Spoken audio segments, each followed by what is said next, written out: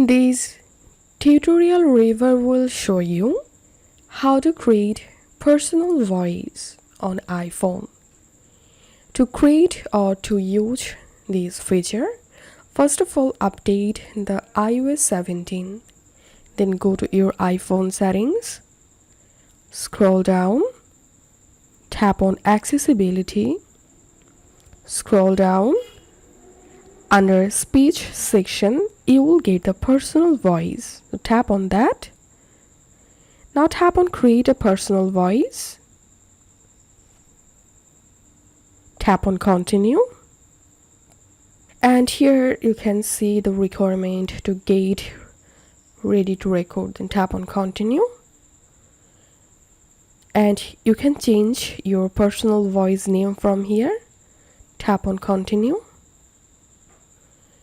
Now you have to record these phrases. So tap on the start button and start recording these phrases. I'm creating a personal voice with my iPhone. So you have to record 150 phrases perfectly, and once done, your personal voice will be ready to use. So that's how you'll be able to create personal voice on iPhone.